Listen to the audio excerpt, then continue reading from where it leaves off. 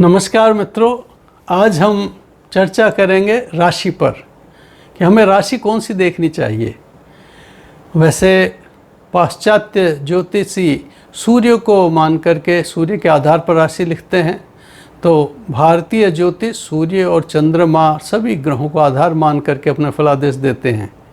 वैसे तो जो हम अखबारों में, टीवी पर या कैलेंडर में, पंचांग में जो राशिफल देखते हैं, उन राशियों में कहीं तो चंद्रमा को आधार बना करके और कहीं पर सूर्य को आधार बना करके लिखी हुई होती है।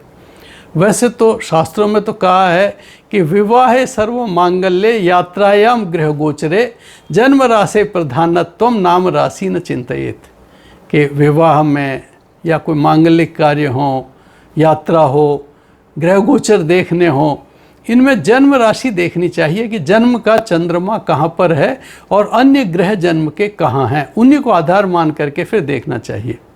लेकिन नाम के भी बहुत महत्ता होती है, क्योंकि नाम जो बोला जाता है उस नाम की महत्ता होती है। कहा है प्रसुप्तो भाषितो ये न गच्छति शब्दतः तस्य नामाद्य वर्णेय मात्रा स्वर विधीयते, कि ये नाम, बोलता नाम बहुत प्रभावशाली है कि व्यक्ति सोया हुआ होता है और उसका नाम पुकारते ही वो जग जाएगा। यदि दूसरे का नाम पुकारोगे तो वो नहीं जगेगा।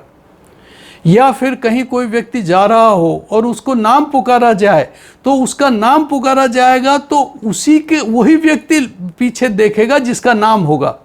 तो प्रसुप्तो भाषितो ये न गच्छति शब्दतः, उस व्यक्ति का जिससे सोता हुआ जग जाए, जिस नाम से जाता हुआ वापस लौट आए, और अर्थात जिसके उस नाम से एक चैतन्य भाव जागृत हो जाए, उस नाम का भी प्रभाव होता है और उस नाम से भी फलादेश होता है, उस नाम के भी फल होते हैं। उसको भी देखना चाहिए, वो बहुत महत्वपूर्ण होता है। इसीलिए जो कहा है कि देशे ग्रामे गृहे युद्धे सेवायाम व्यवहार के नाम राशि प्रधानत्वम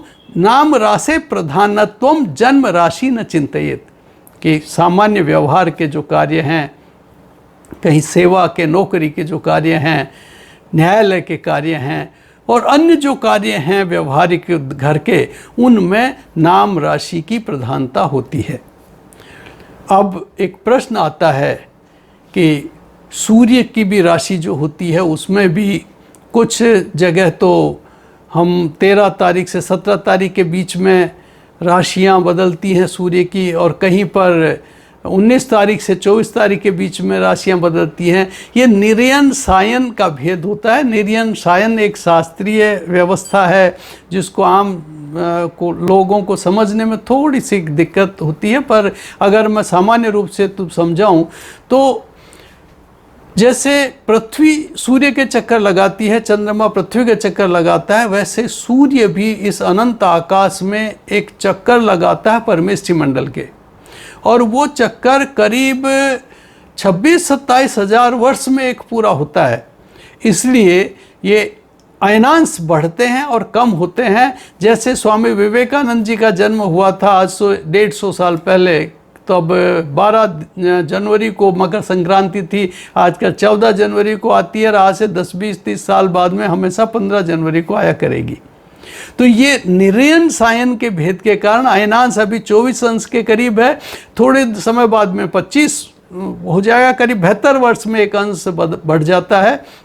तो इसलिए ये जो भेद होता है सूर्य का, वो पाश्चात्य ज्योतिषी ही ज़्यादातर सूर्य को आधार बना करके राशिफल लिखते हैं। और आजकल हमारे यहाँ भी, क्योंकि हमारे यहाँ पाश्चात्य अनुकरण, चाहे अखबार हो चाहे पत्रिकाएं हों, वो सब उनका करने लग गए हैं। इसीलिए वो उनको श्रेष्ठ मानते हैं। वो कहा ना, घर का जोगी जोगनान गांव का सिद्ध, कि विदेशियों के उसको ज़्यादा ठीक मानते हैं कि पाश्चात्य ज्योतिष को, और इसलिए राशिफल लिखने लगे। वास्तव में तो यदि शास्त्रीय दृष्टि से, व्यावहारिक दृष्टि से देखा जाता है तो चंद्र राशि ही प्रधान होती है, और वो जो जन्म के चंद्र राशि है या फिर जो बोलती राशि है वो सबसे प्रमुख होती है। उसी को आधार मान करके और फिर हमें देखना चाहिए। नमस्कार। मित्रों, मैं आप लोगों से एक आग्रह और करना चाहता हूं कि यदि आप लोगों के मन में कोई प्रश्न हो ज्योतिष से संबंधित, धर्मशास्त्र से संबंधित, भारतीय संस्कृति से संबंधित, तो उस जिज्ञासा को आप हमें लिख करके भेजें। हम कोशिश करेंगे कि हम उसी पर वीडियो बनाएं या उसी समस्या के समाधान को लेकर या उसी जिज्ञासा को लेकर हम आपके सामने उपस्थित हों।